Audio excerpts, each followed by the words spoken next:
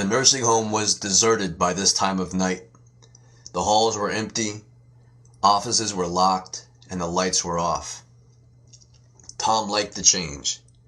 He pushed the lady in a wheelchair down the hallway toward the nurse's station. He saw the nurse raise her head into view, then wipe her frowning mouth with a red-stained napkin. Her annoyed gaze preceded his arrival. "How are you tonight?" he asked as he neared. The nurse scowled at the wall clock. "You're late," she announced. "Mm-hmm." Tom hated obvious comments. She was damn right he was late. 4 hours ago his shift had ended, but his company was short many drivers. "Who do we have here?" the nurse asked.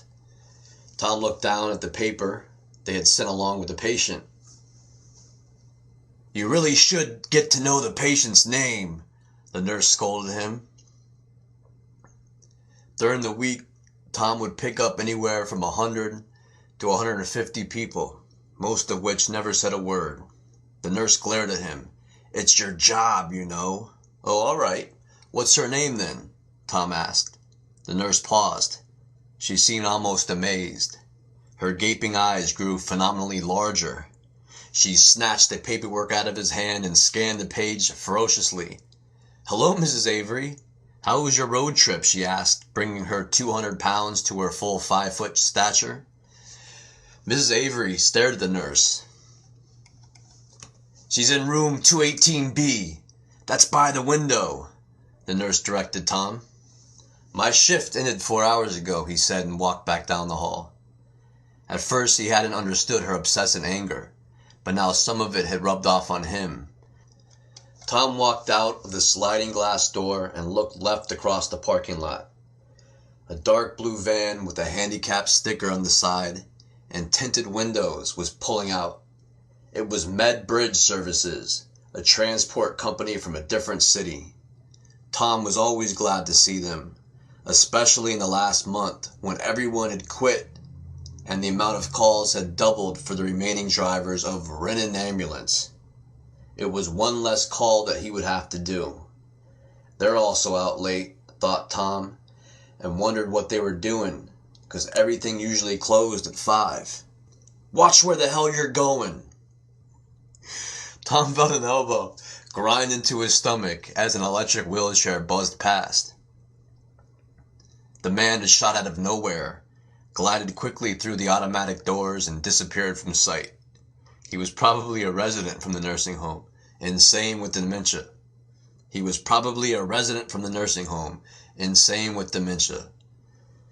Tom sighed and walked to his van. He raised the hydraulic wheelchair lift, got inside, and drove out of the complex, raising the radio microphone to his lips. "Car 49 is clear." "We got one more for you, and then you're clear for the night, copy," the dispatcher said across Tom's radio. "Roger, go ahead." "Pickup, 11 Liberty Street, to Taunton Extended Care Center, over." The drop-off was at Tom's least favorite nursing home. After 2 years of driving to these different locations, Tom had found a few things out. One of which was, the more expensive the place, the more foul everyone seemed. Tom pulled to the side of the road to check his map. After a few minutes of staring at it, Tom saw the tiny street in a rundown section of town. Liberty Street had no street lamps, and the piles of snow shined blue in the starlight. The road itself was layered in snow that had been smoothed out into a sheet of ice. Tom looked for the house numbers. He passed a large brick warehouse, a dirty white apartment house, a disheveled parking lot. The next house was dark and appeared to be abandoned. Its yellow paint was peeling off, and wooden boards were nailed across the windows. Next to that, a huge pile of rotten wood sat in an empty lot covered in ice. Tom tried to turn around, momentarily got stuck, and threw the van into reverse, then threw the different gears, slamming on the gas and eventually rocking out of the pothole. He angrily picked up his radio mic. 49 to dispatch. He tried to control his voice. After an annoyingly long pause, they responded, "Go ahead." "Well, I'm on Liberty, and there doesn't appear to be a number 11. You want to make a phone call or something?" "Stand by." Some time passed. Everything was silent but the wind that whistled past the van, and then, "Car 49, we got an answering service. It appears to be some sort of clinic. That's all the info we have, so try to look around, alright, Roger?" Tom gave him a click. That was all they were worth. Once again it was late, after a 12-hour day with no breaks, and he was putting up with this garbage. Tom shut off the van, took the key, and walked toward the yellow house. 2 flights of stairs led up to a porch on the second floor, which was not boarded up as was the first. The house looked as though it had been converted into a business in the past, but now was just slowly falling down. The rickety, loose stairs were in bad shape, and Tom hoped he wouldn't be bumping someone down them in a wheelchair. He knocked on both doors that stood about 10 feet apart and waited. Nothing. Tom knocked again, louder this time. The door on the right opened very slowly. An old lady peered out stupidly. "Yes?" "We're in an ambulance. Has someone called for a transport?" "Oh, are you the coach?" "Yeah, that's right." "It's open. It's open," sounded a shrill voice through the other door. A different old lady stood facing the night. "Oh, shut up, you old nitwit," said the first, leaning outside and shouting across. "Oh, have you answered the call already?" "You darn tootin'." She stepped outside, pushing up her sleeves, and Tom slid past her, leaving them bickering by the door. He noticed that both doors led to the same large room. Strangely, it appeared like some sort of ragged train station. It had a high ceiling covered with water stains and dark wooden panels for walls. Worn red curtains hung in the windows, and an ancient chandelier illuminated dully through grimy bulbs. Battered sofas and chairs were placed carelessly around the room, on which sat several odd-looking candidates, all seniors. Off to one side was a glassed-off nurse's station, which looked more like a ticket booth. The glass was smeared, and the inside was scattered with papers. "Could I have your attention for a moment?" Tom addressed the room. "Does anyone work here?" Out of several patrons, one looked over, an old black man. The others stared forward in a vegetative state. The old black man started to laugh, insanely joyful. "All right, thanks," Tom said sarcastically, then walked over to the 2 women, who still argued at the front. "No, you're absolutely incorrect. The police are not needed in this matter. Excuse me, ladies, do you know who is waiting for a transfer?" "Oh, there you are. See, I told you there was a young man here a moment ago. Now shut the door, you old buzzard."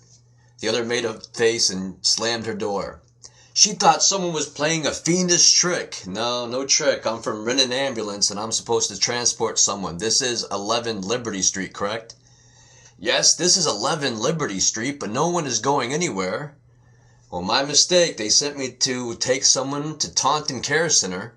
Sorry for the inconvenience." Tom started to walk out. "No, you got it backwards, young man. We're expecting someone from Taunton Care Center. You see, Lester Nealin should be arriving tonight, in fact, much earlier than this." Tom sighed and looked down. This happened all the time. "Okay, they probably mixed this up in the booking department. I'll have to go and clarify this with the office. I should be back soon." "And I hope you do. You've bothered these poor people enough tonight with your foolishness. And to think of Mr. Nealin waiting all this time. Shame on you," she said, and pushed the door shut. "Okay, great," Tom said, sarcastically happy to the closed door. Back in the van, he got on the radio with the unconcerned dispatch office. "Car 49 to dispatch." Another long pause drifted by. "Go ahead." "The call was booked backwards. It's Taunton going to Liberty, copy?" Another, even longer pause went by. "Go ahead with that call then, sir." Tom threw the microphone down and drove in the direction of the highway. At Taunton Care Center, Tom parked the van directly in front and entered the building briskly. After waiting at the empty nurse's station for a few minutes, Tom grew impatient and walked down the hall, checking the door tags for a Lester Nealin. People were sitting upright in bed, all eating their trays of food and watching television. At the end of the hall, Tom saw it, printed in scratchy red ink. Nealin. The room was dark and still. "Mr. Nealin?" Tom called into the room. "Yeah, take the goddamn tray. It's by the door, and I ain't hungry, so fuck off," sounded the rusty voice. "Actually, I'm here to take you to Liberty Street. Sorry I'm late, but—" "No buts about it. Get in here and help me in my chair." Instantly, a desk light was turned on, lighting the corner in which he sat. The old man was pale and skinny, with white spiked hair and chapped red lips. His face was as wrinkled as an old dried fruit, and his blue-white gaze hung in the air as if he weren't looking at anything. He pointed at his wheelchair next to him. "Hurry up, I said." Tom walked over to the man, and instantly Lester gripped him with an arm powerfully and pulled himself up and sat down in the wheelchair with uncanny speed. "I still need to find a nurse and get your paperwork," Tom started to say, but Lester Nealin cut him off. "What for? I'm all packed up and been waiting for over 2 hours now. We don't need to find those goddamn idiots anyhow. Now grab my bag and cane over there. Come on, chop chop." There was something familiar about Lester Nealin, Tom thought, especially his voice. As they moved through the building, a nurse or an aide was not to be seen. Once they got outside, Nealin exclaimed, "You didn't tell me it was so goddamn cold." "Yeah, but there's not much we could do about it, right?" Tom stated harmlessly, but Nealin spun around quickly and squeezed his arm, digging his fingers in. "Don't get smart with me, Buster, I'll box your lips off," he growled, staring coldly in Tom's direction, yet his gaze going somewhere past. "Okay, take it easy, buddy. We've all had a rough day." "Oh yeah, huh?" Nealin glared up at Tom. "You have no idea how rough it could get. And never mind the bullshit, Sonny. You just get us to where we're going. You get me?" Tom was silent for the rest of the trip. Once they got on the highway, it was only a few minutes to Liberty Street. When they approached, Tom took a turn too quickly and Lester's wheelchair rose to one side a little bit and then pounded back down on the floor, giving Lester a scare. "God damn it!" Lester howled, frantically whipping his arms around. There was no danger in this. It happened sometimes. The sensation was the worst. "A little fucking speed demon, eh? Well, I'll show ya," Lester Nealin growled. Tom smirked a bit, knowing it was mean, but it hadn't been intentional. It was a little reality check at worst. Tom kept his eyes on the road. Liberty Street was the next left turn. He never saw Lester unstrap himself and steadily creep across the van to the front. As soon as they turned on Liberty Street, he felt a sharp pain as something belted across his throat and then was pulled tight. Lester had hit him with his metal cane and now was choking him with it. He let go of the wheel and grabbed the cane with both hands, slamming on the brakes.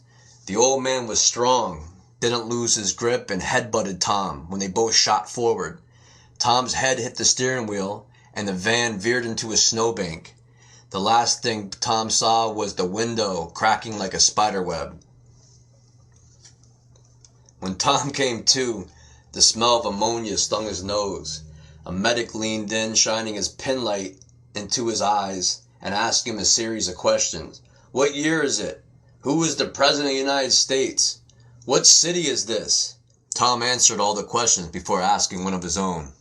"What happened to the old man?" "What old man?" the paramedic asked as he slammed the ambulance doors closed.